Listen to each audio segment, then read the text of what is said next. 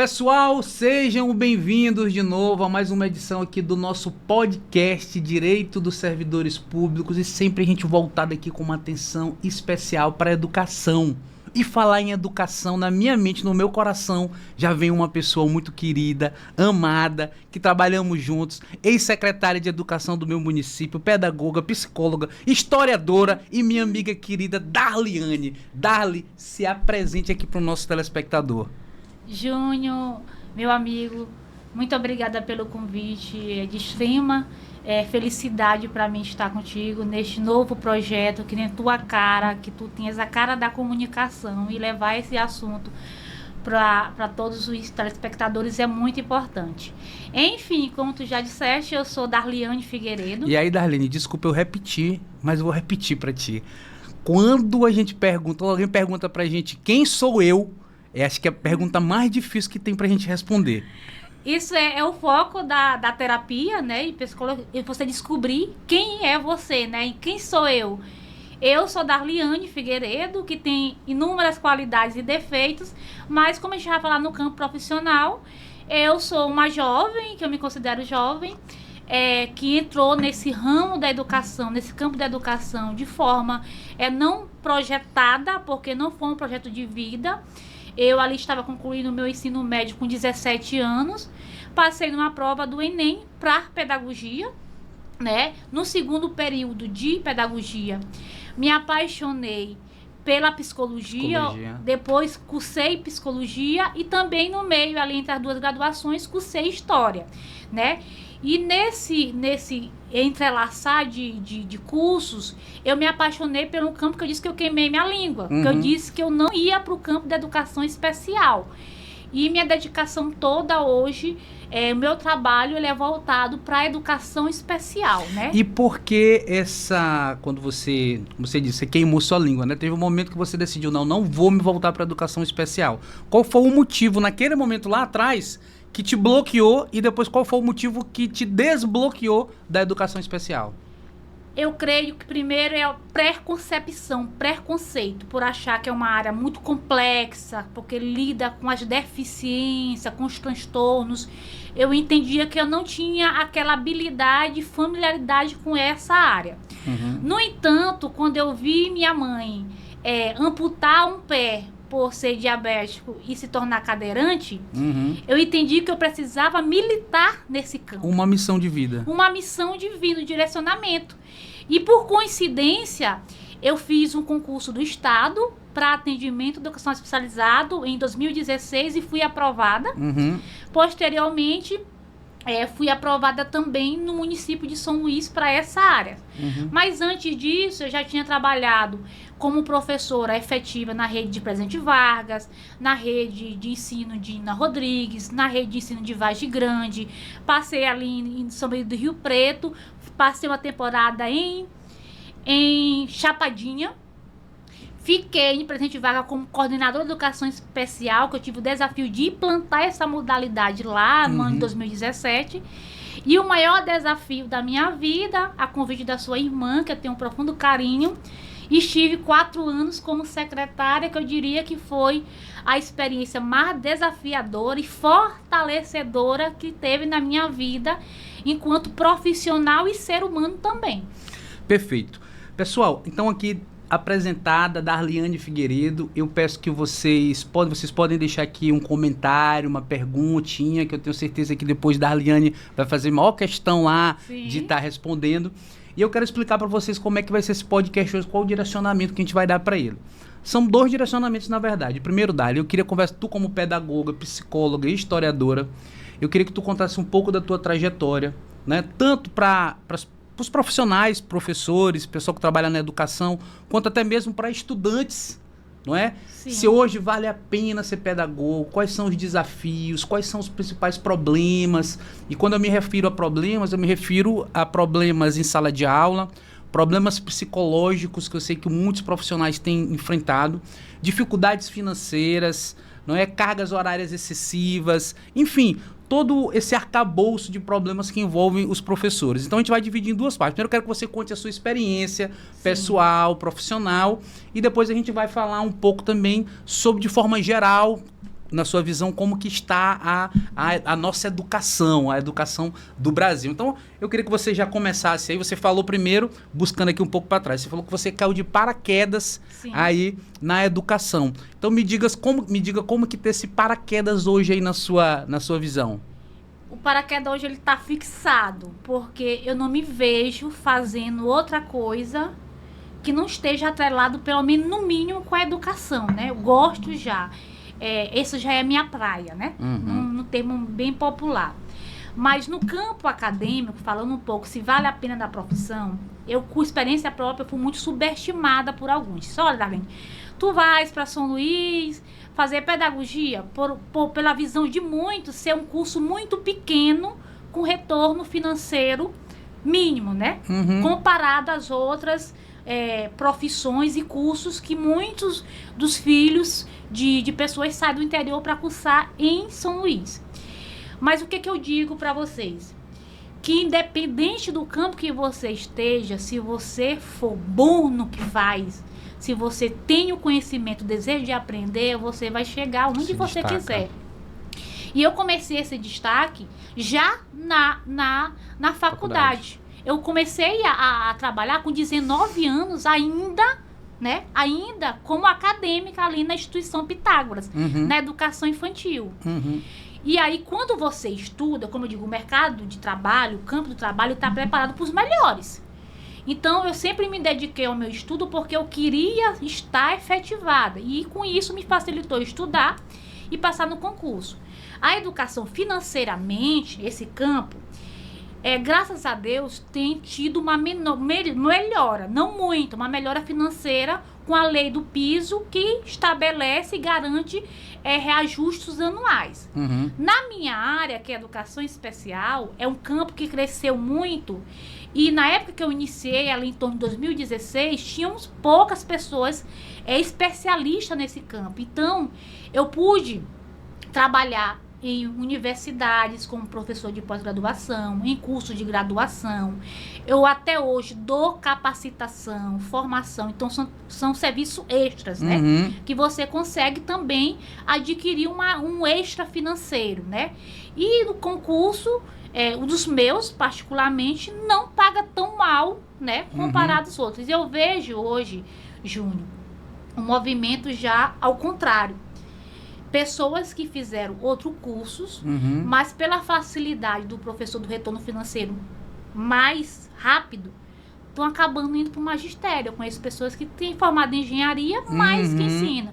Eu trabalho com pessoas que é formado em odontologia, fisioterapia, mas também são professores. Então, existe sim ainda essa concepção que são desvalorizados, de fato ainda tem aí um longo caminho para superar, mas assim, o campo da tecnologia, avanços significativos.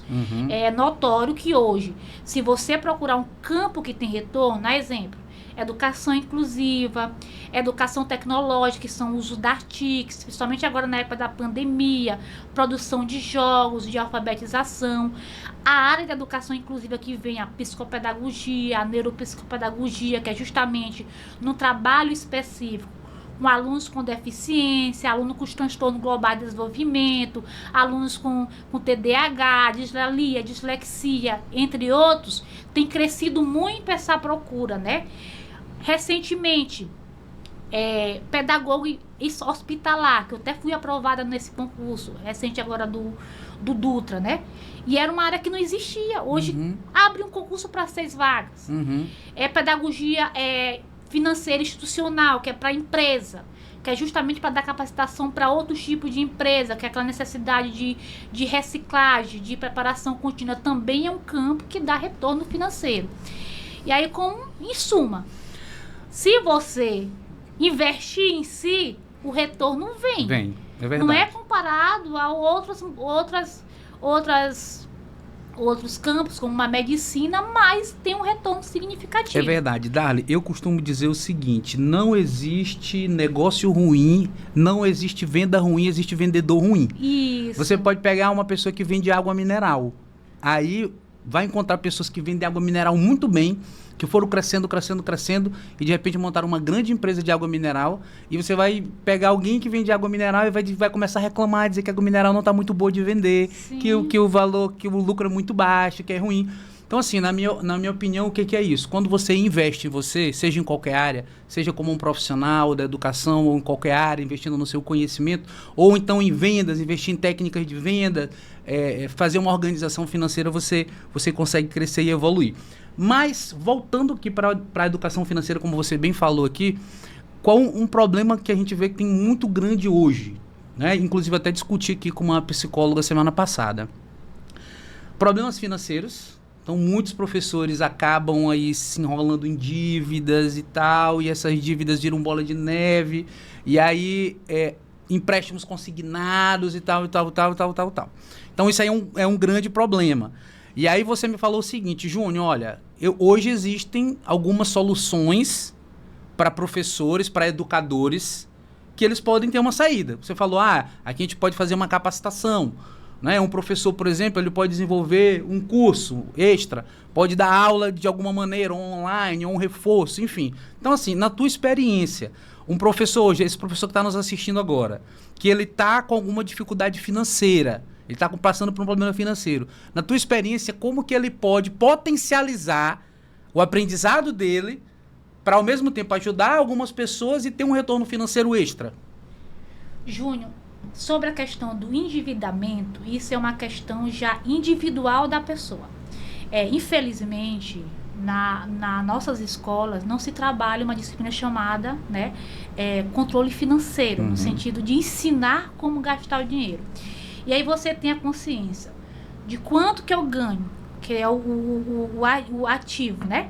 Que é aquilo que entra. E o passivo, que é aquilo que eu vou pagar, se eu não tiver esse controle, claro que eu vou me empolgar, né?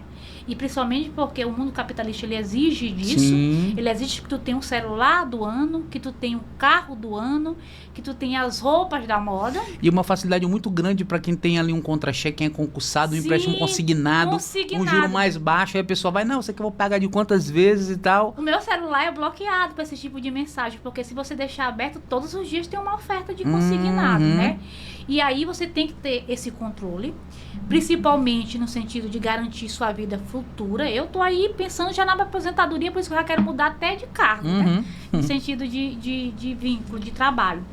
Mas essas rendas extras, como tu falaste, eu vejo várias pessoas ganhando dinheiro com monitoria, reforço particular na casa, né? Quem é psicólogo pode fazer terapia no sábado, domingo à noite, horas extras de trabalho. Tem muitas coisas que ganham. GAN. É um valor extra por trabalhar mais um horário, para quem só tem uma matrícula. E além disso, né? Procurar formas extras, por exemplo, no seu próprio negócio, né? Eu consigo... Que não impede, né? A pessoa pode ser professor O errado não é fazer empréstimo. O errado é como que tu utiliza esse valor do empréstimo. Com certeza. Porque tem gente que pede empréstimo para reformar a casa ou para fazer uma viagem. Mas se eu pego esse empréstimo para montar um negócio... Inclusive, Dali, hoje em dia nenhum empresário aí gasta seu dinheiro para montar um negócio. É empréstimo no banco. Principalmente Wilson Matheus existe todos. Banco do Nordeste aí tá para isso mesmo, botar um juros baratinho aí. E aí, como você bem falou, pegar esse valor e saber onde investir, como investir, justamente. Porque às vezes você falou uma coisa interessante. As pessoas hoje, o consumismo, ele se impõe muito na gente. Antigamente era só a televisão que botava para você comprar as coisas. Agora não. Agora é Instagram, rede social, é uma pressão muito grande para consumo. Não é? Então, se a pessoa às vezes pegar um empréstimo para consumir, talvez seja errado.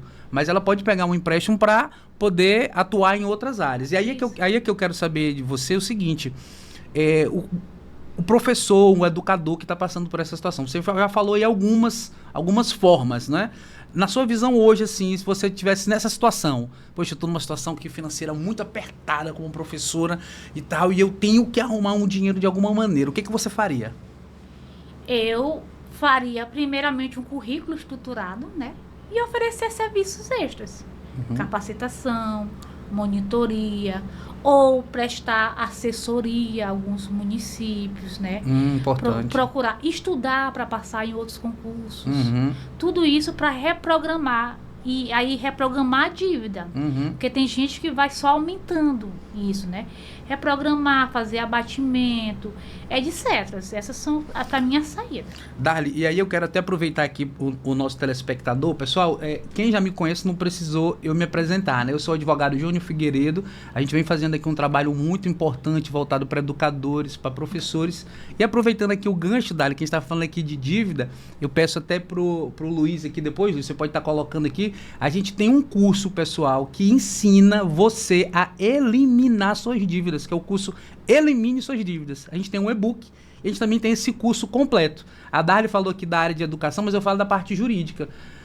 Hoje existe a lei do superendividamento, e você pode estar usando essa lei do superendividamento para renegociar essas dívidas. Então você que está numa situação argolado financeiramente, não tem condição de pagar, de contratar um advogado para poder atuar nessa lei para você, esse curso vai te ensinar o passo a passo. Vai te mostrar como que você pode estar usando a Defensoria Pública, como que você pode estar usando, por exemplo, o PROCON para poder estar fazendo essa renegociação de dívida. Então, se você se interessou, a gente vai deixar o link aqui, tá? Nessa descrição desse vídeo, você pode clicar lá e você vai ter um descontão especial. É isso aí. Darly, então vamos lá. Voltando aqui, a gente falou de dívidas e a dívida ela puxa uma coisa muito interessante, que é a falta de propósito. A falta de propósito. Porque você falou aqui no começo da sua fala o seguinte, Júnior, eu não me vejo mais hoje atuando numa outra área que não seja a área de educação. Ou seja, o seu propósito ele tá com a chama acesa, sim, não é? Mas o que você diria para aquele professor, para aquele educador, você com sua experiência, que às vezes perdeu o propósito da sala de aula? Voltando aqui, eu estava conversando aqui com uma outra entrevistada, a gente estava conversando sobre isso. Às vezes a pessoa, poxa, ela começa empolgada na educação. Poxa, eu vou mudar o mundo, eu vou ensinar as crianças, eu vou ensinar o adolescente e tal. Mas ela começa a ser bombardeada. Vai para a sala de aula, problemas. Vai para entre os colegas, problemas. Entre diretoria, problema. Entre secretário, relação professor-secretário, problema, pancada. E aí ela começa a perder aquele propósito, repetindo a mesma coisa o mesmo dia, a mesma aula todo ano, indo naqueles mesmos horários, perdeu-se o propósito. Então assim, você na sua experiência como pedagoga e como psicóloga, o que você diz para esse professor que está assistindo agora pra gente, para ele poder começar a resgatar esse propósito? Júnior, mais para frente da entrevista a gente vai falar um pouco sobre os desafios dos professores da educação que engloba essa dificuldade que os professores estão passando no Brasil, que está muito latente. Questão de disciplina, violência no ambiente escolar, muitos dos nossos professores adoecendo com transtornos de depressão, ansiedade, etc. Mas, voltando para o que tu me perguntaste, eu acho que ele se baseia em duas perguntas. Primeiro, aquela que tu iniciou. Quem eu sou? Ele tem que saber quem ele é, porque às vezes ele está ali sem saber nem a consciência do que ele é, enquanto ser humano dentro desse campo. Segunda pergunta é o que realmente eu quero. Porque não dá para você sustentar uma profissão, seja ela qual for, professor ou não, sem você saber o que você quer. Eu, Darliane, não me permito estar em uma profissão, um lugar ou em um relacionamento que me deixe infeliz. Então, quando você pergunta assim, o que realmente eu quero continuar como professor, isso está me fazendo feliz, né? É isso que eu quero para minha vida? Se a resposta for não, a saída do propósito é você procurar outro propósito que lhe traga felicidade. É fazer um bolo para revender, é colocar uma loja, é ir para a área da saúde, é ser enfermeiro, mas que esse propósito te traga felicidade. Mas aí tu falaste em dois pontos cruciais. Primeiro, fazer essa pergunta e ter essa resposta é difícil. Então eu quero primeiro que você me diga como que a pessoa que está aqui, que ela depende daquele salário de professor, ela já está naquela vida de professor. Então, isso que você está falando, eu entendo. E na teoria... É lindo. É lindo. Agora, na prática, a pessoa tá ali naquela vida, mas perdeu-se aquele propósito. Como que ela faz? Como é que ela encontra essa resposta dentro dela? Precisa de ajuda? Existe alguma técnica? E eu já pergunto, não só para pedagogo, mas para psicóloga. Existe alguma técnica? Ela precisa de ajuda? E como que ela faz essa mudança, essa virada de chave? Na verdade, ela tem que se reencontrar. E eu entendo que a chave do reencontro, de você reiniciar a sua vida, independente do que seja o teu problema, é você procurar o lado espiritual, direcionamento divino. Existe sim. Você pedir, Deus, o que é que você quer para minha vida? Eu pergunto para ele todos os dias, qual é a minha missão nesse mundo? Aonde que você quer que eu atue? Estou aqui como se a sua serva, faça de mim segundo sua vontade. Né? Esse é o primeiro passo, porque Deus vai mandar a resposta. O segundo, a terapia sim ajuda, porque lá na terapia, qual é o exercício da terapia? É a pessoa ressignificar aquilo que não está fazendo sentido para ele. Se não está fazendo sentido para ele estar com o professor, ou ele quer um novo sentido, ele vai encontrar nos seus questionamentos junto com um profissional de apoio. O terceiro ponto que eu digo é a reciclagem, que é aí quando a gente trata de tanto formação continuada. Às vezes, a pessoa está infeliz porque está trabalhando numa modalidade que ele não se conta. Por exemplo, eu trabalhei em educação infantil, com criancinhas, berçário. Mas eu disse, isso aqui não é para mim, né? E aí eu fui andando. Séries iniciais, que é a alfabetização, série fundamental maior, até o ensino médio. Até eu encontrei um campo que é a educação especial, que eu me identifiquei. Então, se ele vai se identificar com a EJA, se é com a gestão, com a coordenação, se é outro campo da pedagogia, do magistério, do superior, ele tem que experimentar, ir atrás. Então, se ele não tiver esse fator motivador de ir atrás e procurar melhora para a sua vida, infelizmente vai vir um comodismo e ele vai continuar desmotivado e infeliz. E isso é um dos grandes problemas da educação brasileira. Porque nossas salas de aula estão cheias de professores que não querem ser professores. E aí, quando você faz uma coisa que você não gosta, repercute nos alunos. Eles não estão recebendo o que ele precisa. Porque é uma pessoa ali que está ali como se fosse de obrigação. Eu não queria estar ali. Eu queria ser outra coisa. Mas é por isso que aí uma coisa foi puxando a outra, né? Que aí a gente falou da identidade, a pessoa se identificar com o que ela quer, com o que ela gosta. Aí vem também sempre aquele aspecto financeiro. Tipo assim, isso aqui não compensa. E é verdade. É verdade. Sabe por quê? Porque assim, olha... você citou, e a gente já pode até entrar nesse assunto, que é a questão dos abusos que existem hoje nas escolas. Né? Então, o professor está lá, aí um aluno desafia aquele professor de várias maneiras. E eu tenho citado aqui, gosto de repetir, um grande problema que a gente tem enfrentado hoje nas salas de aula, nessa modernidade, que na minha época não tinha, mas é a questão do próprio crime organizado dentro das escolas. Então, você tem ali um aluno que está de facção criminosa. Sim. E aí, o professor se vê como é que ele vai exercer aquela autoridade para aquele aluno que é de uma facção criminosa, ele pode sair dali e pegar uma facada. É um problema real. Então, ou seja, o professor ele tem que estar lidando com essa questão, problema dentro de sala de aula com os alunos, problema com os superiores, problema com os próprios colegas e problemas financeiros, também, como a gente falou aqui, né, da questão das dívidas, enfim, e a questão do propósito em si, que vai tudo e se embaralhou tudo no meio do caminho e se perdeu ali no meio do caminho. Então, hoje, em 2025, como é que você vê esse pandemônio que se misturou aí, às vezes, na vida de alguém, de algum professor, tá passando por essa situação e quer sair desses problemas? Olha, o Mário Cortella, ele até está chamando isso de pedagogia pedocídio, né? Que é como se fosse uma pedagogia do suicídio. Ele pediu uma licença poética para colocar esse termo. O que significa isso? A indisciplina, ela sempre esteve presente na humanidade. Porém, nós tínhamos uma base familiar dominadora. O que era isso? Júnior, você aprontou na escola. Quando você chegasse na sua casa, a sua mãe não queria te entender, não. A sua mãe ia te controlar. Cinto truava. Não é? A tua mãe ia te deter. A tua mãe ia dizer que tua missão ali na escola não é enfrentar o professor. A tua mãe ia dizer que você não poderia repetir mais aquilo. E a tua mãe ia te ensinar, se tu não mudar, ia ser penalidades, né? Dalene, tu conheceu mamãe assim nessa época? Não? Porque tu tá descrevendo mamãe aí. É só uma amiga que eu converso quase toda semana. Então, hoje é o contrário. A família está um sentido liberal. Ela chega para a escola e diz assim, olha, eu não sei mais o que eu faço com meu filho. Eu não sei o que fazer. Como se tá aqui, ó. É tua responsabilidade. E aí acontece o inverso. A vítima torna culpado, que é o professor.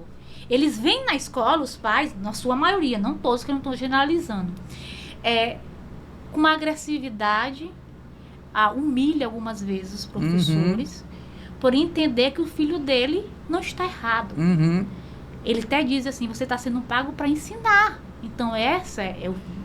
Agora, sobre a criminalidade na escola, que isso é uma realidade do Brasil geral, não é só o Maranhão, que vai repercutir também na aprendizagem. Mas, Darlene, antes até de a gente falar sobre a criminalidade, eu gostei muito dessa questão que tu falou aí dos pais. Sim. Né, dos pais chegarem e realmente ali botar a faca no pescoço do professor e dizer, olha, você é pago aqui para isso, você tem que fazer isso e tal.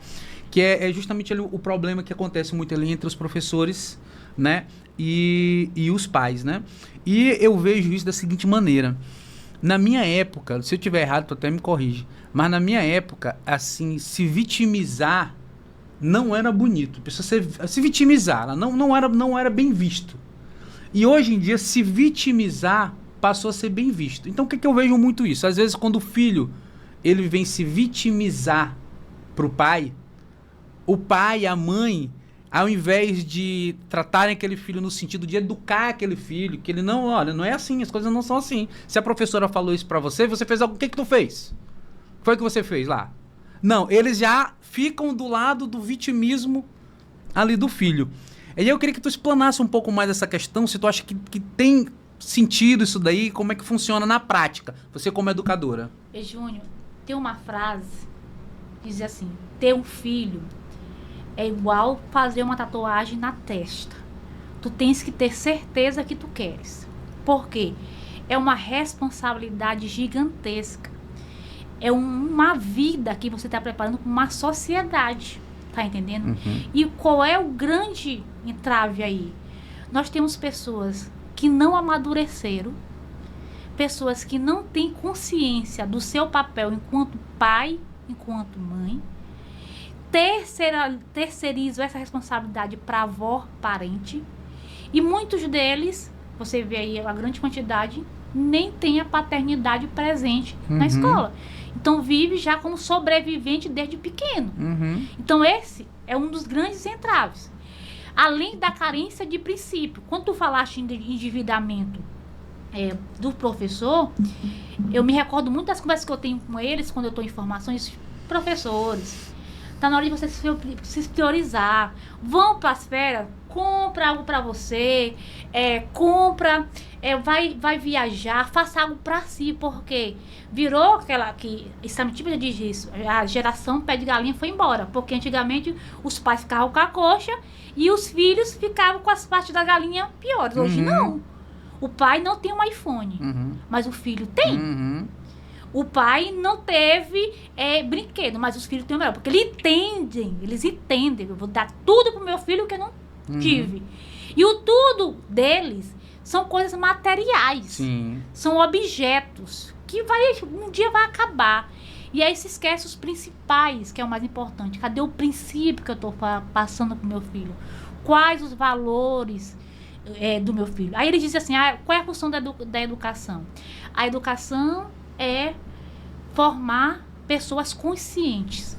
Agora, como que a escola vai formar alunos conscientes se os pais, a família, a sociedade em geral, principalmente com o lado da criminalidade, ele entende que essa consciência que a educação está pregando é tudo errado. A era da modernidade, se ele não fizer determinada coisa, ele é ultrapassado. Se ele não agir dessa forma, ele não se enquadra num grupo identitário.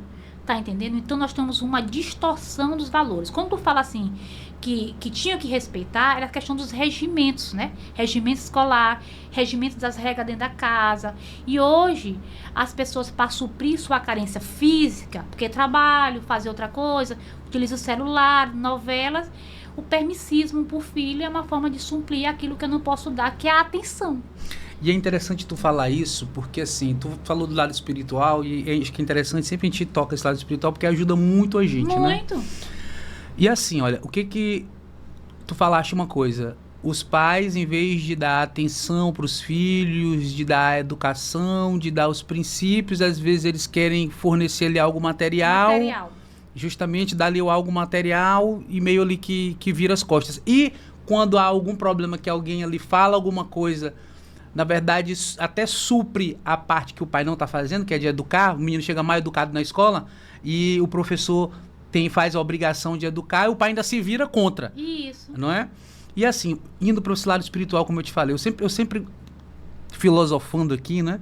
Pensando assim, cara, a questão do dízimo é certo, eu acho que é certo você dar o dízimo e tal, mas também não é certo você só entregar a parte financeira e não ter uma relação com Deus. Com Deus. Não ter uma relação com Deus, não ter uma conversa com Deus, não orar com Deus, Sim. não é? Porque assim, Deus não precisa de dinheiro, né? Deus, ele é dono do mundo. Então, presente.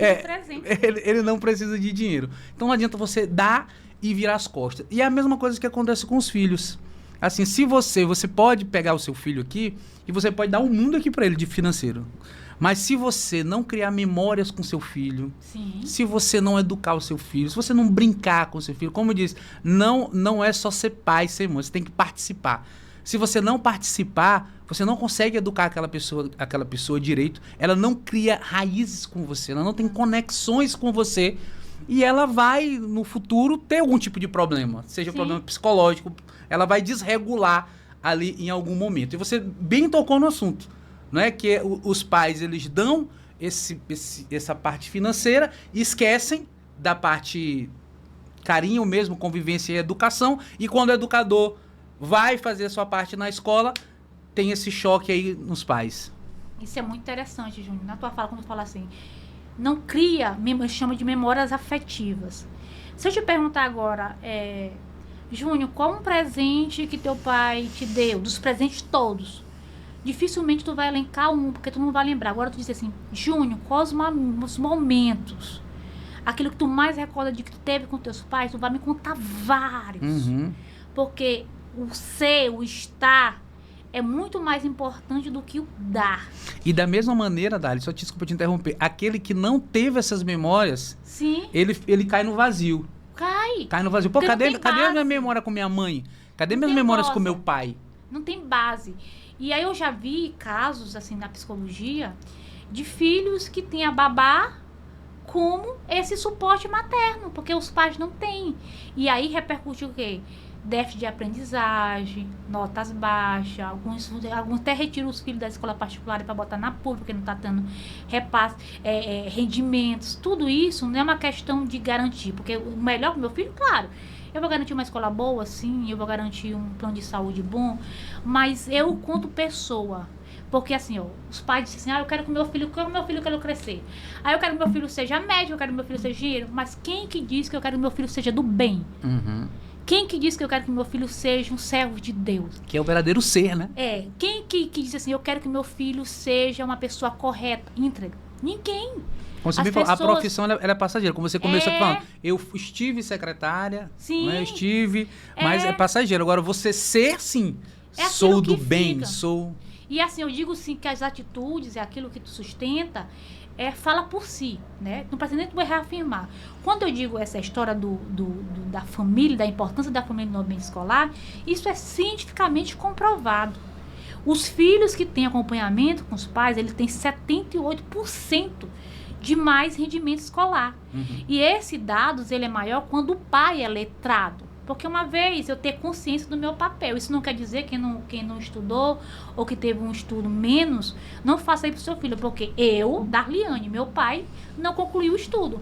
Mas hoje eu sou a maior leitora, inclusive já escrevi livro porque eu cresci vendo meu pai, lendo jornais, lendo revista Veja, lendo os livros, eu conversando com ele sobre alguma coisa. Então, quem me incentivou não foi só a escola. Uhum. Foi o meu pai, foi o exemplo, aquilo que eu estou vendo. O exemplo arrasta, isso é real. Uhum. Isso é real.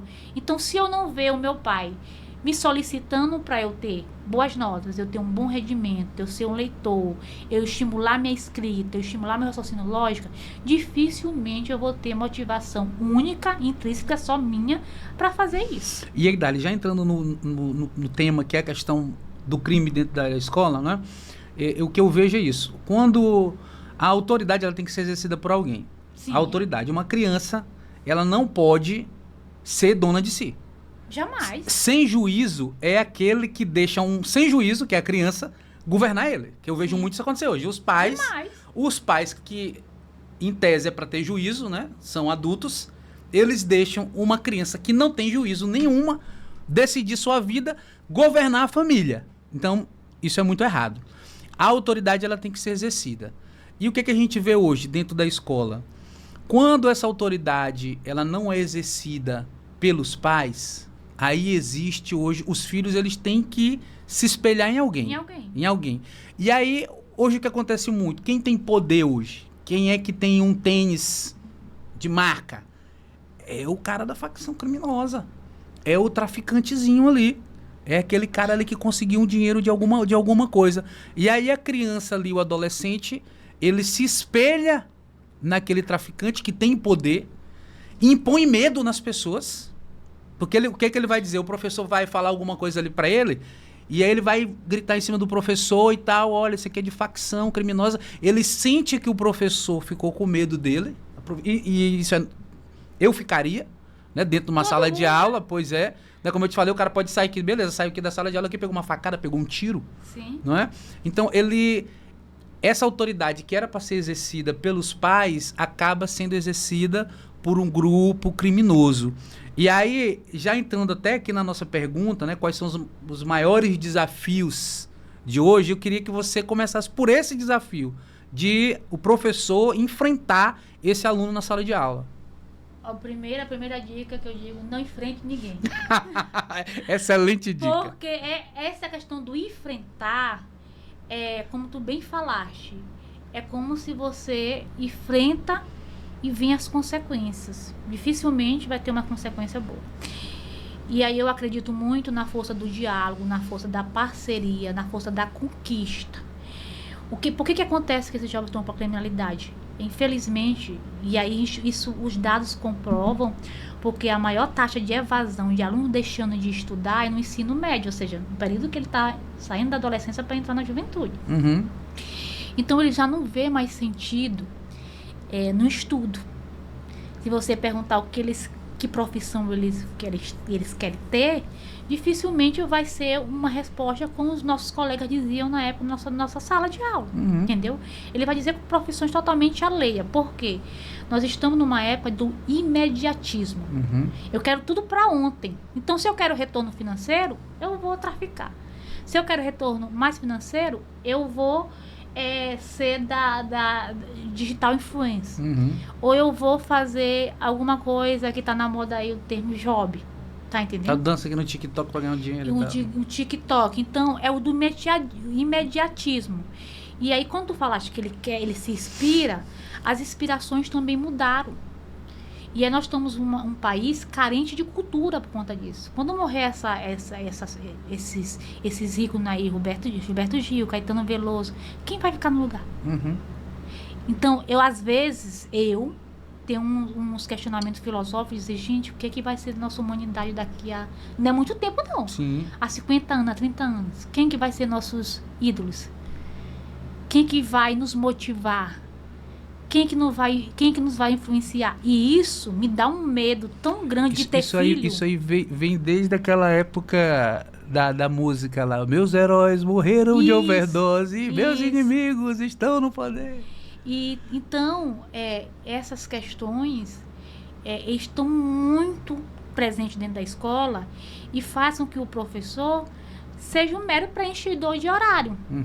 Nós vamos falar já sobre... Que perde seu propósito. Perde o seu propósito. Porque, o professor não quer ensinar. Não é isso. Eles se preparam, eles planejam uma aula belíssima, mas na hora de executar, os alunos vão ficar aqui, no celular. E aquilo tudo que ele planejou e que ele imaginou que seria muito grandioso, torna-se insignificante. E torna-se frustração. Frustrado. E qual é o desafio hoje que meus colegas professores dizem? Darliane, os meninos não querem estudar. Os meninos não querem. Isso não é no fundamental maior, não. Isso são alunos de 4º e 3º ano. 5º ano. Não querem mais estudar. Então, todo mundo de si. Nós não tínhamos essa opção de querer ou não estudar. E Dália, eu vou até defender os alunos agora, porque é o seguinte, eu estou falando aqui, eu não gostava de estudar, vou te confessar. Eu não era um bom aluno na escola. Depois que eu comecei a ver a importância, como passei nas universidades federais, né? Sou formado em 2 universidades federais, na UFMA, né? Jornalismo e Direito. Mas isso foi depois. Na minha época eu também não gostava de estudar. E aí eu quero te perguntar, esse fenômeno que você está falando, os alunos não gostam de estudar, ele é um fenômeno só de agora? Ou ele é um fenômeno também do passado? Ou eu era, na minha época, eu era uma exceção? Não. O que acontece? Você já não gostava de estudar, mas não é que você não gostava de estudar, você não gostava de estudar aquelas matérias específicas. Quem te conhece sabe que tu é um excelente músico, né?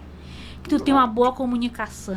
Obrigado. Fluente em inglês. Então, aí Gardner já fala isso, sobre as inteligências múltiplas. E a escola ainda tem essa visão que o aluno só é bom quando ele é bom de português e matemática. Uhum. E aí, Gardner já diz que a gente tem múltiplas inteligências, são 9. Então, na inteligência musical, tu ganharia 10, se fosse fazer uma prova. Na inteligência linguística, tu ganharia 10. Agora, na inteligência lógico-matemática, 0. E a escola te julgou em quê? Na matemática. Uhum. Tá entendendo? Então, é isso. A escola ainda falta. Isso aí é um traçado que nós vamos enveredar, só que eu tô sentindo que tá fazendo um movimento inverso, que todo mundo tá muito preocupado em garantir boas notas do IDEB. Uhum. Todo mundo está muito preocupado em garantir, principalmente as escolas particulares, grande número de aprovação em universidade de medicina. Uhum. Tá entendendo? Uhum. E aí esquece de valorizar o aluno que desenha bem, o aluno que canta bem, o aluno que dança bem, que faz parte das suas inteligências, entendeu? Uhum. Mas quando eu falo que não tinha essa opção, porque tu disse assim, eu não gostava de estudar, mas de algum dia foi permitido para ti não ir para a escola? Não. Mas hoje acontece. Quando a gente reúne os pais, um grande número de falta dos alunos, ele fala assim, eu não sei mais o que fazer. Só se você ir lá conversar com ele. Nem o conselho tutelar, Ministério Público faz com ele e volta na escola. Meu Deus do céu. Tá entendendo? É como eu te falando, ele não tem mais, o pai não tem mais autonomia, domínio sobre o filho. Uhum. E aí ele decide que estudar não é mais para ele. E aí eu já vi muitos colegas meus que estudaram comigo, quando veio o arrependimento, infelizmente, eles já disseram assim, Daliane, se eu tivesse estudado como tu, talvez eu não estaria na vida que eu tô hoje. Uhum. Eu já escutei isso me doeu, Uhum. né? Mas é aquela questão do propósito, da consciência. Eu sabia que o único caminho para mim era só o estudo. Eu nunca tive visão de que eu, sendo artista, nunca nem quis. Sendo modelo, sendo cantora, ia me trazer retorno. Nem loteria, para mim. Eu considero como algo que me traria retorno financeiro de sobrevivência. E é até interessante tu falar de loteria. A gente tá falando aqui sobre os problemas da sala de aula, né? Então, Sim. a gente fala aqui do assunto da criminalidade. Você tá falando aqui que os alunos também não querem estudar. E tu falou de loteria. E eu acho interessante a gente se destacar aqui nesse ponto, aproveitando esse teu gancho, da questão hoje, que é o tigrinho, o jogo. Não existe hoje muito isso aí do menino que tá querendo ganhar o dinheiro fácil aqui no jogo. Muito. Não é menino, não. É grande... São os pais dos meninos. Piorou, né? Os pais, os professores também. E uma coisa grave, só antes de tu... Ontem a gente esteve aqui com o Paulo Marinho Júnior de Caxias, e ele falou que o dado lá de Caxias, o dado que ele levantou, que onde os alunos faltam mais aula é depois do dia do Bolsa Família, do mês. Porque os pais vão pro jogo, ou pra bebedeira, ou pra alguma coisa, e deixam os meninos lá jogados, e os meninos não vão pra escola. É um dado lá que ele citou de Caxias, não sei de onde. Mas é uma coisa preocupante. Olha, é uma coisa preocupante, assim, do tigrinho, eu tenho um pouco de conhecimento, porque eu nunca joguei, né, graças a Deus. Nunca joguei, mas assim, tem uma psicóloga que diz que as bets, os jogos, vai ser o fim da juventude no Brasil. Entendeu? Outro dia eu vi um print de uma pessoa encomendando um hambúrguer. Aí a mulher respondeu, hoje não vamos ter hambúrguer porque o meu marido perdeu todo o dinheiro para comprar material no tigrinho. Meu Deus do céu. Tá entendendo? Então, as bets vão destruir, e aí quando tu fala lá naquela questão financeira, eu já vi professores fazendo isso, né? Então, são questão de prioridade, imediatismo. E os jovens vê isso, vendo os pais jogarem, eles vão entender que aquele ali é muito bom, né? Vão ver muito bom. E por que a maioria dos jovens estão evadindo? Porque querem trabalhar, querem ter retorno financeiro, querem comprar o que quiserem, no sentido daquela coisa material, para poder, na mente dele, estar aceito na sociedade por possuir determinada coisa. Então, existe esse problema da evasão, como você bem falou, porque os jovens, eles não acreditam mais na educação. Deixa eu ver se eu entendi aqui. Fazer com um exercício de resumo. Sim. Os jovens não acreditam mais na educação, mas o professor, até por profissão, ele tem a obrigação de acreditar na educação, e aí ele elabora uma aula muito bonita, muito legal, mas quando ele chega na sala de aula, ele se depara, às vezes, com essa situação do menino que não acredita mais, do aluno que não quer estudar, como tu tá falando, e isso vai minguando o propósito daquele professor, e ele pode até ir caindo ali numa espécie de tristeza, essa tristeza ir se acumulando e se transformando em outra coisa pior. Seria isso? É como se fosse algumas palavras eu vou reproduzir, um exercício mecânico. Eu vou dar uma aula, aprende quem quiser, muitas vezes querem, quando eu digo assim, os meninos não querem estudar, em sua maioria muita gente quer, inclusive com a lei de cota, com esse acesso, a gente aumentou muito o número de jovens em ensino universitário, o número de jovens tendo destaque em algumas áreas de atuação, como a tecnologia. No entanto, a grande parcela, que eu diria a massa, eles estão fazendo um exercício, o movimento inverso. Eles entendem que não precisam disso. Eu já escutei de alunos, para que eu quero estudar? Meu pai não estudou, meu pai tem isso, tá entendendo? Então, eles entendem que esse não é o caminho mais viável para eles. Até porque estudar, tu sabe, dá trabalho. Dá trabalho. Estudar não é fácil. É para quem mesmo gosta e quer. Tá entendendo? Mas tu sabe que eu acho que mais do que gostar é a questão da disciplina. Sim. Mais do que gostar. Então, vamos lá. Eu tô falando aqui, eu não sou educador, né? Eu gosto muito da educação. Eu advogo para educadores, mas a gente vai acabando criando nossas próprias teorias aí. Sim. Então, assim, hoje existem as escolas, e eu sou a favor disso, né, que as escolas que elas vão no lúdico e tal, e elas tentam transformar o estudar numa coisa legal. Isso tem um lado muito bom, mas eu diria que tem como todo lado bom, tem também seu lado ruim. Por quê? Porque quando o aluno, pode ser jovem, adolescente, né, ou até mesmo o aluno adulto, quando ele se depara de alguma forma que o estudar, às vezes, ele não é muito legal, às vezes você tem que pegar, como tu falou agora há pouco, Júnior, para eu fazer alguma coisa eu tenho que escrever. Tem que meter a cara no livro e ler. Ou seja, não é tão legal como é pregado em determinadas metodologias de ensino, que estudar vai ser legal. E aí, quando se vê isso, você só tem uma opção, que é o quê? Disciplina. Você tem que sentar, estudar, ter uma disciplina, uma rotina de estudo, um horário de estudo, uma metodologia própria de estudo, preparação de estudo. Então, assim, eu acho que essa questão de, às vezes, você deixar que é tudo bem, que é tudo legal, às vezes pode também aí criar algum tipo de problema. Acho que a disciplina, às vezes, ela é mais forte aí de que... E isso é a prova, essa disciplina, quando tu fala assim, que é o controle, que as escolas militares estão aumentando o número. E os pais, eles estão entendendo que os filhos ir para escolas militares é importante, porque vai ter um maior rendimento. Como é que tu vê hoje isso? Tem um pós e os contra, como tu bem falaste. Lá, a disciplina, quando os policiais ou do corpo de bombeiro vai fazer esse movimento de disciplinamento, no sentido de respeitar a regra, ele está fazendo aquilo que o pai deixou de fazer. Né? E dando suporte para o professor. Porque o professor, uma vez que ele entende, tem alguém ali da polícia que trabalha dentro da escola, eu posso me manter firme com os alunos, ele se sente mais seguro. Né? Mas, assim, eu ainda acredito muito nessa educação conscientizadora, libertadora, que Paulo Freire dizia, que é da pessoa entender o sentido, por que ele deve estudar, né? Qual a importância do estudar. E aí eu fico muito preocupada, isso a gente vai falar sobre os desafios da educação em 2026, é que os dados do PISA diz isso, do IDEB diz isso, as organizações mundiais dizem que o Brasil ocupa os últimos lugares em qualidade de ensino. Então, há um investimento muito grande financeiro e pouco retorno. E aí nós temos um movimento, eu comecei a ir para a escola com 5 anos, hoje os alunos com 2 anos já vão.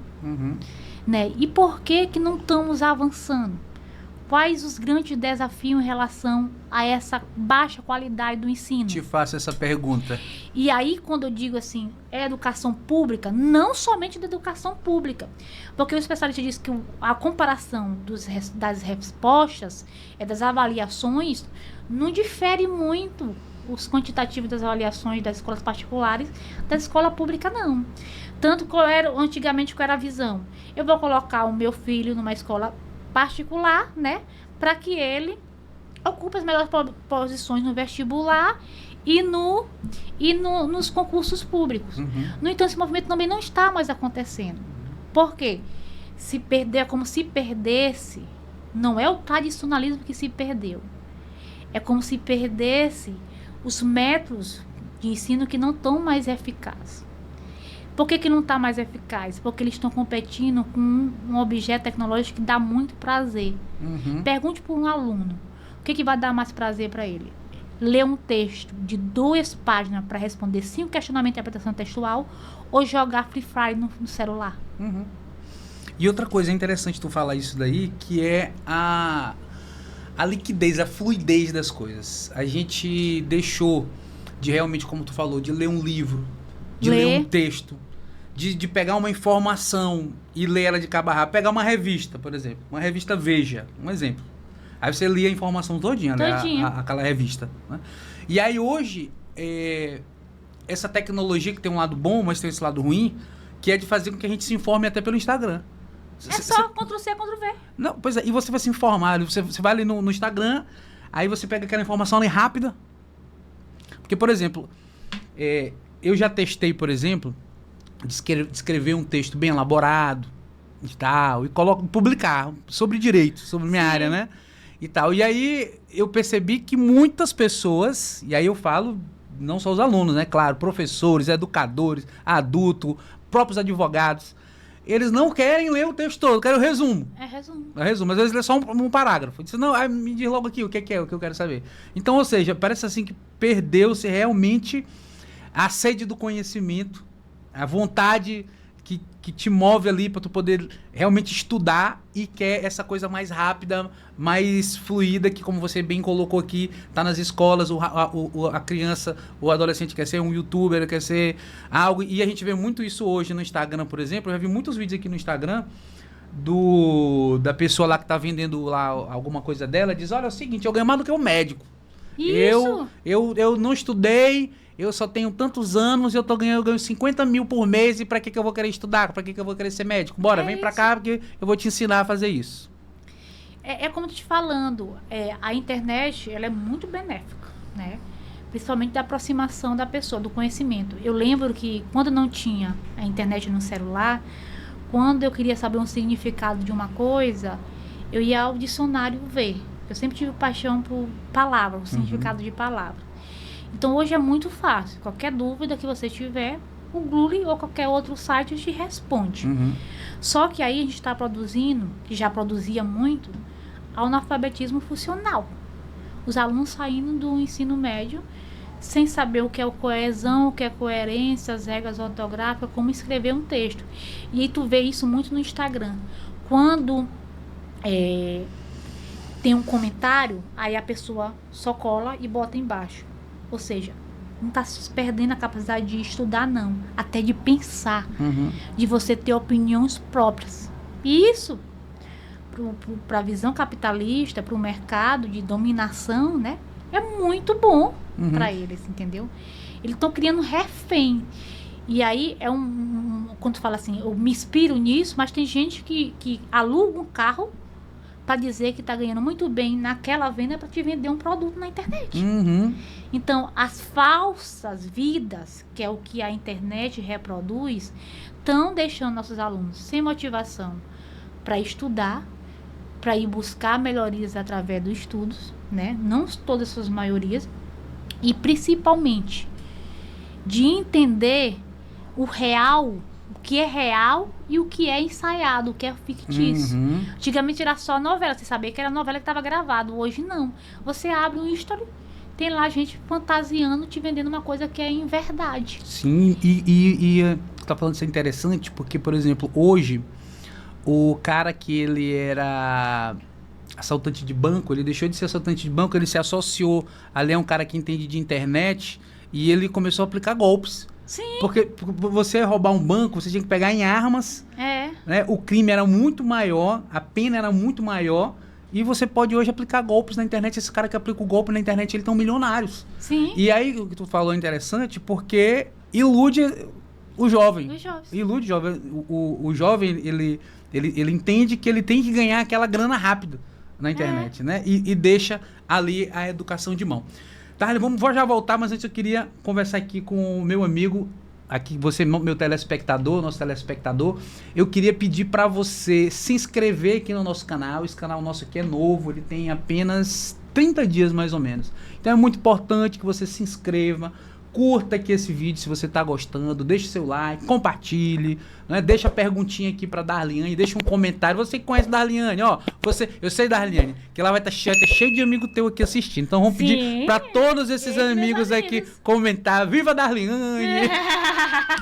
Que isso aí vai ajudar muito aqui no nosso engajamento. E eu quero deixar um recado para você que é professor, que tem 2 matrículas. Olha, pessoal, agora há pouco a gente falou aqui de dívida de professor. E não há nada melhor quando você ganha um dinheiro, ainda mais um dinheiro que você não sabia que ele existia. Então, se você é professor e você tem 2 matrículas, seja 2 matrículas no mesmo município, 2 matrículas em municípios diferentes, ou então tem 2 contratos de trabalho, seja na CLT mesmo, trabalha em 2 escolas diferentes, pode ser que o INSS tenha descontado valores a mais do seu contra-cheque. E agora você tem o direito de recuperar esses valores. São valores bem significativos. Os valores podem variar entre 30, 50 mil reais, 60 mil reais, que são esses valores que o INSS cobrou a mais do seu contra-cheque. Você tem o direito de recuperar esses valores. Aqui no nosso escritório, graças a Deus, a gente tem ajudado centenas de milhares de professores a recuperarem. E eu digo para vocês, o sorriso no rosto aí depois que eles recebem esse dinheiro, já pensou? 30 mil, 40 mil aí. Só esses precatórios. Nossa senhora, é bom demais, viu? Ajuda a pagar dívida, ajuda aí a investir nos sonhos. Então, pessoal, deixando esse alerta para vocês. Se vocês trabalham em 2 escolas diferentes, tenham muito cuidado que o INSS pode estar descontando esses valores a mais de você. Procurem um advogado da confiança de vocês, um especialista, e recuperem esses valores. Só lembrando que aqui tem o nosso site também, tá até passando aqui agora, www.advogadojuniorfigueiredo.com.br. E esse aqui é o nosso podcast Direito do Servidor. Vamos ver se vai passar aqui ter sorte aqui de passar também os nossos patrocinadores. Será, Luiz, que passa? Mas vamos falar, olha, quase. Mas é isso aqui, ó. Hotel Pousada Farol da Praia, aqui em São Luís do Maranhão. Hotel Pousada Vila Calhau e JF Studio Hotel. E também, para quem, obviamente, ninguém é de ferro, que gosta do Love, nós temos o Búzios Motel ali no Calhau. Búzios Motel. Tá bom, pessoal? Então é isso aí.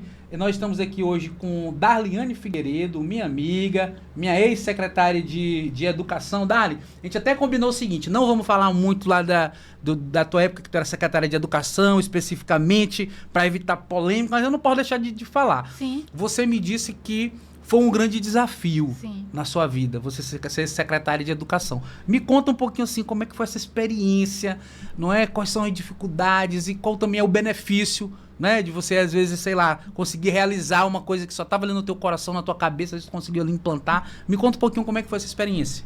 Olha, Júnior, como toda experiência, quando Fabiana, tua irmã, me fez o convite, eu fiquei insegura.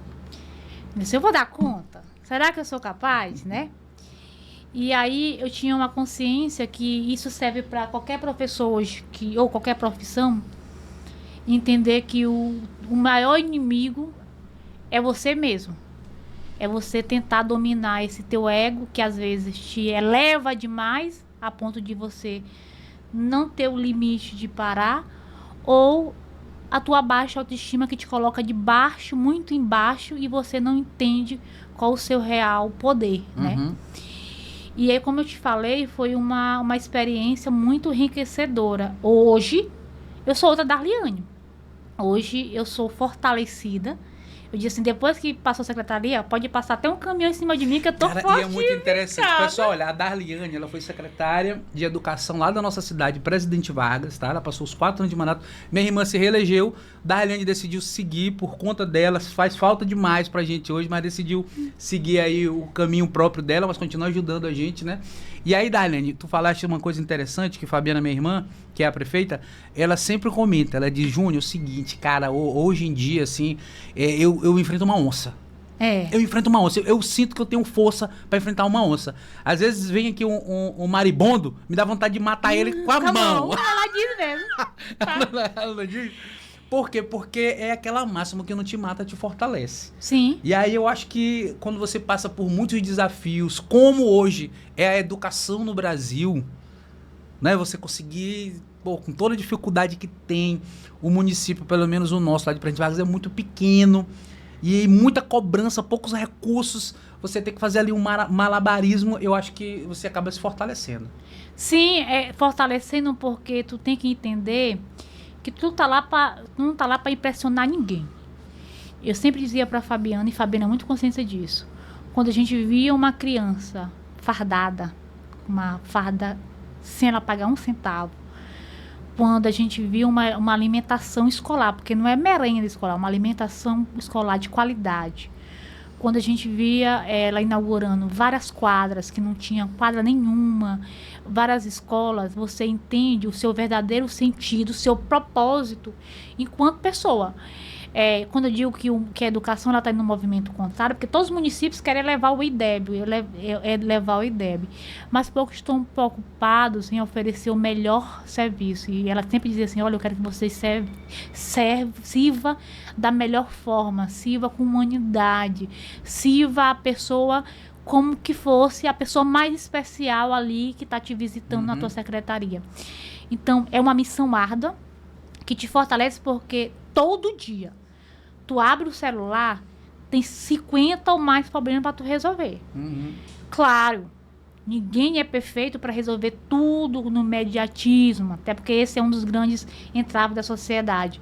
Mas entender que o pouquinho que você faz, você já fez diferente de muitos que passaram lá, né? E aí hoje, para mim, eu sempre brincava pra ela, não, Fabiana, eu queria entrar porque eu queria ter no currículo lá que eu fui secretária, né? Porque querendo ou não te dá um peso. Sim. Tu chega numa prova de título, uma avaliação para mestrado, doutorado, a pessoa vai te ver de outra forma. Porque ela entende se você foi capaz de gerenciar, né? De ser dirigente de uma secretaria por 4 anos, tu já tem arcabouço, já está fortalecido, já tem embasamentos, sabedoria necessária para gerir qualquer coisa. E aí, Dali, a gente estava falando muito aqui do lado professor, agora eu quero que tu fale um pouco do lado gestor, não é? Porque é um equilíbrio muito grande. É um equilíbrio você manter a firmeza, que o gestor, se ele for muito frouxo, passa por cima dele. Então, você manter a firmeza, ao mesmo tempo, sem perder a educação, e sem transgredir direitos. É um equilíbrio muito grande. E, ao mesmo tempo, como você falou, você, de certa maneira, é massacrado. Porque, sim, às vezes... Claro, você é vitrine, você é massacrado, você é esculhambado, às vezes, por uma coisa que não tem nada a ver contigo. E você acaba sendo ali alvo, não é? E você tem que lidar com isso psicologicamente, com com as demandas que vêm da chefia, com as demandas que vêm dos chefiados, com as demandas dos alunos, com a demanda dos pais dos alunos, com o IDEB. Como é que funciona isso na cabeça de um gestor? Para mim foi fácil, porque eu tinha alguém que entendia muito de lei, né? Que tinha conhecimento. Quando a pessoa tem conhecimento de causa, tudo se torna mais fácil, porque ela sempre disse, nós vamos fazer o que é certo. Independente de favorecer A ou B, nós vamos fazer o que é certo. E esse fazer o que é certo é aplicar políticas públicas para quem é destinada, que são para os alunos. Então, não cabe prejudicar os alunos em detrimento de favorecer A ou B. Essa era a regra geral. O segundo ponto que tu falas que tem que ter um jogo de cintura essa muito pessoa grande. Que entende muito direito tá falando que é a própria prefeita. A Fabiana. Que é procuradora federal. Federal e que distritava qualquer lei, né? E no sentido de o relacionamento humano, porque engana-se que o desafio da educação enquanto gestora seria gerir programa, CIMEC, PDD. Não é isso, daí não dá trabalho. Isso daí tu senta numa tarde e tu resolve no computador. Mas o trato com a pessoa, principalmente porque a educação do município ela envolve questões políticas, infelizmente, politicagem.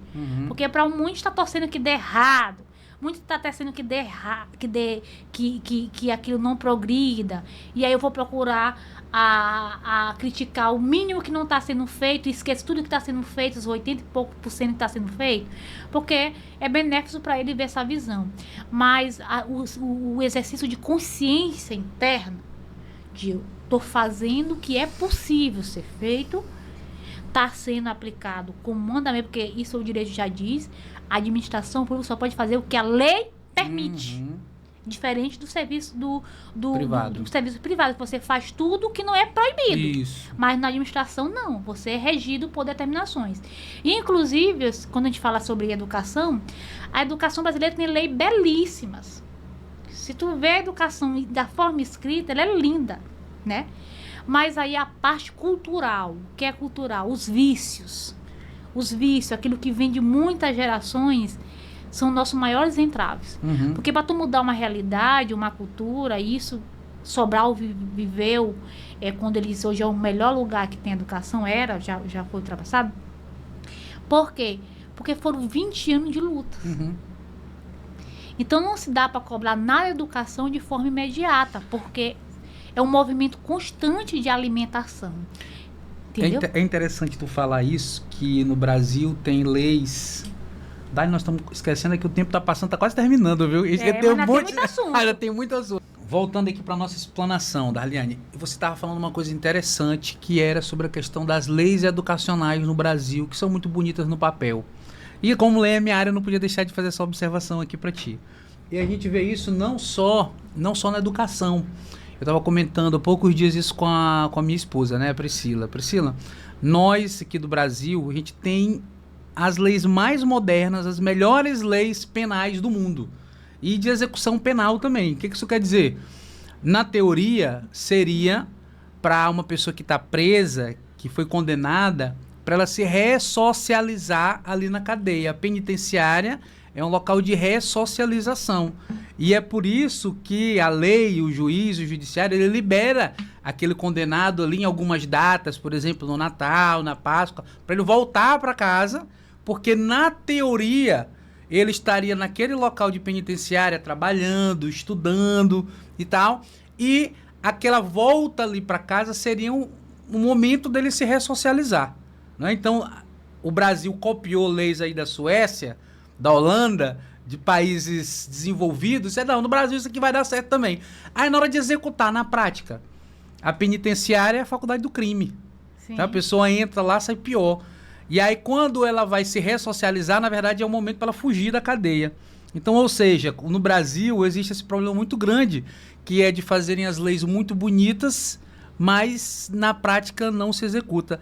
Vide a Constituição brasileira, né, que diz que o salário mínimo tem que cobrir habitação, tem que cobrir lazer, tem que cobrir saúde, tem que cobrir tudo, o salário mínimo, né, o salário digno, que não acontece na prática. E na educação acontece muito essa questão. E aí eu queria que você concluísse seu raciocínio, explanasse sobre essa questão das leis que são muito bonitas. A gente estava falando agora há pouco sobre a questão dos desafios de ser uma gestora e por que às vezes essa lei que é tão bonita, ela não consegue ser aplicada na prática. Tu falaste aí que a gente importa muito, né? Importa muito aquilo que não é da gente. Então, infelizmente, nós temos 2 entraves. Primeiro, são leis para terceiro mundo, enquanto o Brasil não consegue acompanhar por conta da sociedade e o contexto social que vivemos. Histórico também. Segundo, Júnior, o segundo entrave é essa falta de continuidade. Vamos dar um exemplo agora na educação. O Plano Nacional de Educação, PNE, que foi de 2014 para 2024, venceu no ano passado, vai começar a elaboração agora. Venceu um plano, um planejamento que era para ser incorporado, executado em 10 anos, e aí ele foi ali vencido, porque venceu ele, né? Com nem 40% cumprido. 6 metas não foram nem alcançadas parcialmente. Ou seja, de fato, nós vimos um planejamento que não condiz pela prática, porque são pessoas que elaboram que não têm conhecimento de causa, não vive aquilo ali. A gente chama isso de burocráticos, né? Daquelas pessoas ali que são pagas para fazer teorias. A gente chamava de fazer para inglês ver. Isso. Né? No Brasil é para inglês ver, para dizer que tá bonito. Isso. Então são aqueles teóricos, intelectuais que filosofam e criam coisas que não condizem com a realidade. Ou seja, isso eu tinha muito consciência. Eu não conseguiria planejar estar numa rede se eu conhecer as escolas da rede. Então eu tive que visitar todas as redes. Além de visitar todas as escolas, que é conhecer em loco o ambiente para qual você trabalha, os fatores, as pessoas que estão ali. Quais são os temperamentos, qual é a cultura, qual a forma de trabalho. E aí isso faz com que a nossa lei. Aí o Brasil está agora no movimento interessantíssimo, que a gente chama de condicionalidade. Tudo na educação agora é condicionalidade. Por exemplo, para um município receber um pouquinho mais de recursos, que já é pouco, que é o VAAT e o VAR, ele tem que cumprir algumas condicionalidades. E ter a nota alta do IDEB é uma delas.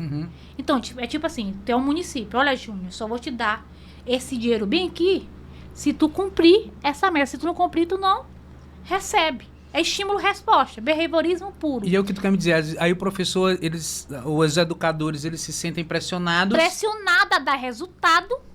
E o falta o mínimo, condições de trabalho, às vezes. E o resultado que tu tá falando é resultado formal. Formal. Não necessariamente o resultado que o estudante recebe. Não é o processo. Ali avalia uma soma, uma parte, que a gente chama de não é uma avaliação formativa, que analisa todos os contextos da escola. É uma avaliação somativa. É o que o aluno aprendeu.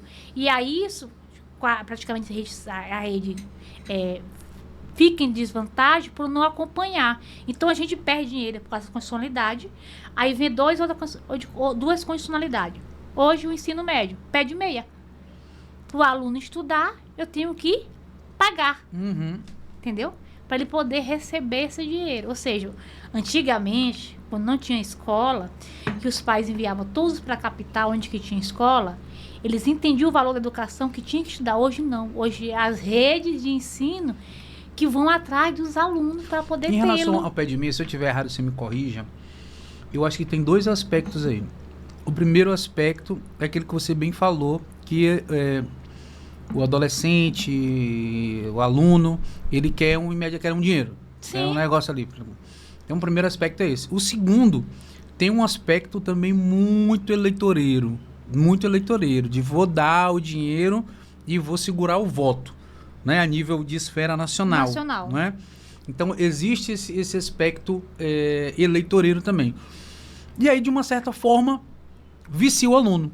É como se eu dissesse assim pro meu filho, meu filho, tu vai estudar e aí quando tu estudar eu te dou um chocolate. Quando tu fizer isso, eu te pago. Resposta. Pronto, é isso. Então, assim, eu acho que é muito complexo, assim, chega a se tornar problemático.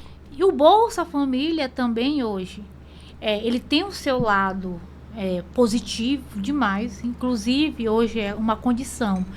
A família, ela continua recebendo esse recurso se o aluno tiver a frequência suficiente, 78% ali.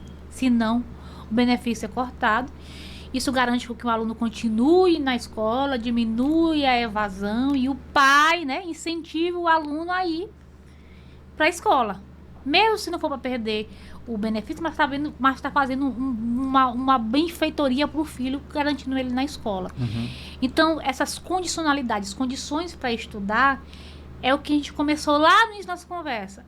Estão perdendo o real sentido do que é a escola, do que é receber a educação, receber os conhecimentos teóricos, garantir aquilo para a vida, que é educação para a vida, né? E aí, as leis, elas incentivam muito isso. Principalmente quando a gente fala do direito das crianças e dos adolescentes. A gente reforça muito o direito deles. Pouquíssimo é reforçador o dever dele. Principalmente o dever dos pais, né? Em relação a essa responsabilidade, corresponsabilidade, junto com a escola, com a educação dos seus filhos. Pessoal, Darliane Figueiredo, pedagoga, psicóloga, historiadora. Minha história, ela falou, gente, tu não vai me perguntar nada de história aqui. Tu só me pergunta de pedagogia e de psicologia. História não. É uma deficiência. Cumprir. Cumprir minhas obrigações de universitária. Gente, mas enfim, Darliane, nós estamos chegando aqui à reta final do nosso programa. Como sempre, Dari, assim, eu não vejo tempo passar quando eu tô aqui, cara. Porque, assim, é uma conversa muito boa, muito agradável. Estar conversando aqui sobre temas realmente muito importantes, né? Então vai falando, vai deixando aqui o tempo, a gente não vê realmente o tempo passar. Mas, chegando à reta final, como eu bem disse, né? E eu queria que, antes de finalizar, te fazer aqui uma última pergunta. Antes até de fazer essa pergunta, te falar que tu tá convidada novamente. Obrigada. E depois eu quero conversar contigo sobre a inclusão nas escolas, Sim. né? A sua especialidade, não é? Especializada. Pronto, então eu quero fazer um programa só sobre inclusão na escola, porque eu acho que é um tema muito importante, que interessa professores, pais, alunos, certo? Mas eu queria primeiro voltar com a primeira pergunta, né? Pra gente poder finalizar aqui, fechar com chave de ouro. Você já passou aqui por todas as esferas da educação, vamos dizer assim, né? Professora, diretora, não é? Dona de escola, Sim, secretária de educação. Então você passou por todas as áreas. Vale a pena hoje ser uma educadora no Brasil? Eu volto, me referindo à tua citação, eu não vejo o tempo passar quando eu estou aqui. Tu, como jornalista, ou júnior jornalista, se realiza nesse contexto aqui.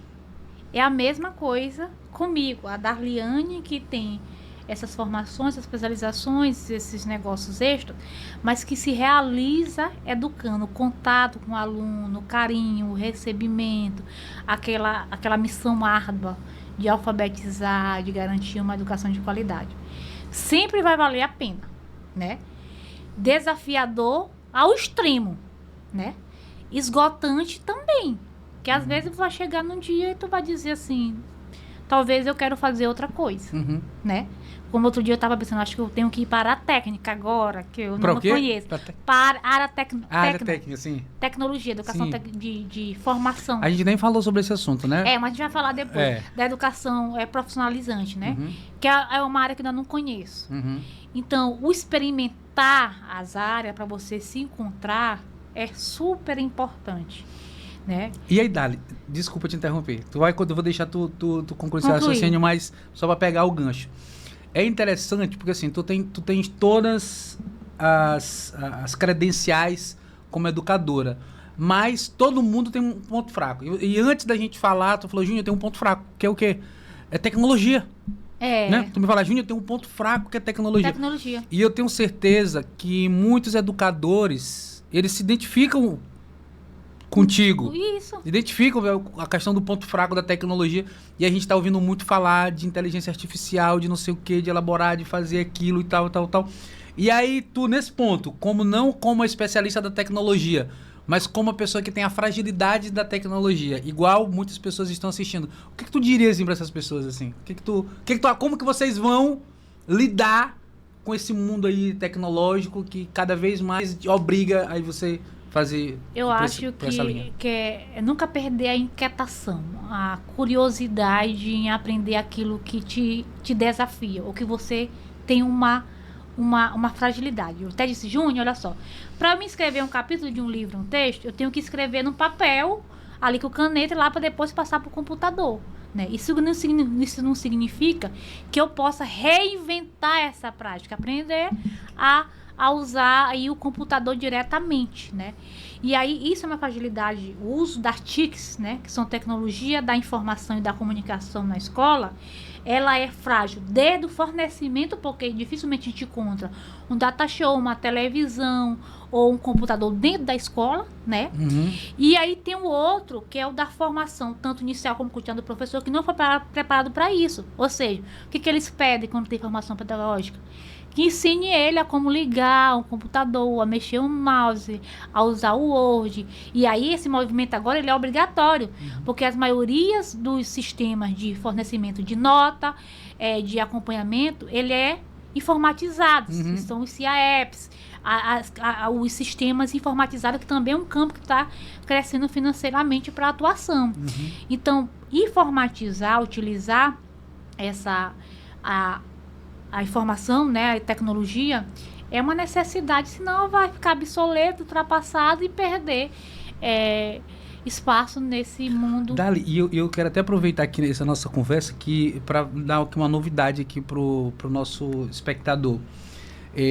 Eu não sou uma pessoa que sabe muito de tecnologia. Então, vou te dar um exemplo. Às vezes eu não consigo imprimir alguma coisa, tem que chamar alguém. Rapaz, eu tenho muita raiva de impressora. Impressora é a primeira coisa que mais quebra. Ela não pode saber que tu tá com pressa, senão ela não vai funcionar. É desse jeito. Então, assim, eu entendo um pouco de tecnologia, né? Mas eu não sou muito aquele cara que sabe muito de tecnologia, né? Mas tem uma coisa que me encorajou, e é isso que eu quero lançar hoje, não é? A lançar um curso voltado para professores. Sim. Voltado para inteligência artificial para professores. Primeiro porque eu vi essa deficiência da questão da dificuldade de muitos educadores em não saber lidar realmente com a tecnologia. E eu sou um grande entusiasta da inteligência artificial. Eu acredito que a inteligência artificial ela é uma revolução, assim como foi a revolução da televisão, do rádio, da televisão, da internet, industrial. Do celular, industrial. Ela é uma revolução também, ela veio para ficar. E vai ter um momento que, se você não acompanhar, as coisas vão mudar tão rápido que quando você se tocar que você tem que fazer, já passou muito e você está lá atrás. E eu tenho a intenção de lançar esse curso para educadores como leigo, não como profissional. Sim. Da inteligência artificial. Por quê? Para mostrar que todo mundo pode. Que todo mundo pode. E mostrar como que um leigo como eu consegue, por exemplo, Darliane, programar, desenvolver software. Hoje eu estou desenvolvendo software, programas. Então hoje eu sei, por exemplo, fazer um jogo. Se eu quiser fazer um joguinho, sim. Um professor, por exemplo, se ele quiser fazer um jogo interativo para as crianças, para os adolescentes, ele consegue desenvolver esse jogo hoje sem saber escrever uma linha de código. Ele não sabe escrever o código, mas o ChatGPT sabe. Sim.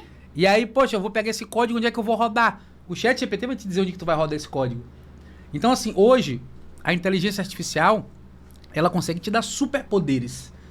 E esses superpoderes, a gente não pode desprezá-los. A gente tem que usar esses superpoderes, não é, pro bem da humanidade. Enquanto pelo menos a inteligência artificial não se volta contra a gente, vamos usar ela pro nosso bem. E aí, pessoal, eu convido vocês a participarem desse nosso projeto, que é o curso de inteligência artificial. A depender aí de quando que vocês vão estar assistindo esse vídeo, esse curso já vai estar no ar, a gente vai deixar o link aqui para vocês, tá bom? Eu prometo que ser bem rápido, bem objetivo e deixar você, educador, apto a enfrentar esse novo mundo, essas novas tecnologias que estão surgindo por aí. Darliane, antes da gente encerrar, a gente até estourou um pouquinho a nossa hora, né? A gente tem aqui 60 minutos, estouramos aqui um pouquinho, mas antes da gente encerrar, e eu fazer a pergunta final, então é a penúltima pergunta desse podcast. Eu queria que tu me dissesse, a gente tem vários assuntos, não podemos tratar todos, mas você já ficou convidado aqui para o próximo. Mas existe algo que você tem na mente, no coração, que você queria deixar aqui para esse educador, que era a sua câmera, que você queria deixar para o educador, que você queria explicar para o educador, para o professor, para o coordenador, para o gestor, um desafio, algo que você queria dizer para ele, mas infelizmente até agora a gente não teve tempo. Tem algo que você possa falar assim? Eu acredito muito num poder transformador da educação, né? Eu fui objeto disso, né? E acredito que você, professor, Você, educador, apesar das inúmeras dificuldades, dos inúmeros desafios, não pode perder esse desejo transformador pela educação, né? Não deixe se entristecer, desmotivar por questões habituais do dia a dia dessa profissão, né?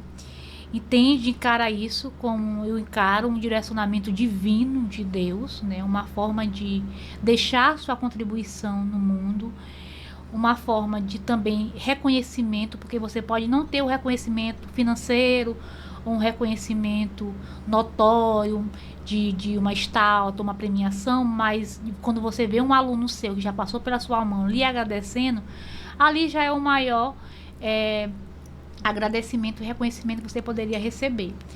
E aí, como o Júnior fala, vamos nos motivar, nos impulsionar a buscar novas formas de atuação.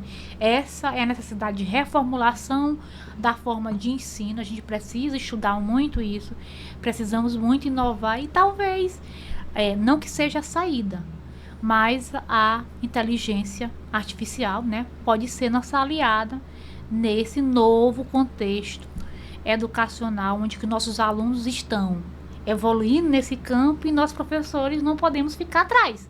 Precisamos ser impulsionados para acompanhá-los nesse sentido. Então, a educação é algo muito bonito, apesar de ser muito desafiador e trabalhoso, mas eu sempre digo, a gente quer trabalho, não serviço, porque serviço é uma coisa leve, né? Mas acredite no seu sonho, acredite naquilo que você acredita. Eu tenho muitas pessoas que dizem, eu gosto disso, eu gosto de fazer. E não se acomode em fazer algo que você não queira fazer, né? Busque sempre, como eu. Outro dia, meu colega tá falando assim, Darliane, tu agora saiu e tu quer entrar nessa área que tu vai entrar agora. E depois? Se depois vai aparecer algo que eu quero fazer. E até lá eu vou Maravilha esperar. essa tua resposta, Entendeu? porque coaduna aqui com a minha última pergunta. E a gente, no início eu te perguntei, digo, vou fazer a pergunta muito difícil, que é quem é Darliane? E aí, quando as perguntas vêm, geralmente a gente fala, né? Darliane, claro que é uma entrevista profissional, você vai falar da sua vida profissional. Mas aprofundando um pouco mais. Darliane, você já foi na educação, como eu falei, muita coisa, né? Na vida pessoal também, você já teve muitas reviravoltas. Então, assim, hoje, quem é Darliane? Darliane se encontrou como educadora, se encontrou como pessoa, se encontrou nessa vida, nesse mundo, ou continua a busca por esse encontro, ou então você já se encontrou e já se desencontrou e depois busca encontrar de novo. Quem é Darliane hoje, como evoluir com Darliane? Eu acho que o Raul Seixas, ele define muito isso. Eu sou uma metamorfose ambulante, né? E aí eu sou o que eu fui, né? E serei o que eu nem saberei ainda, porque o futuro não me pertence.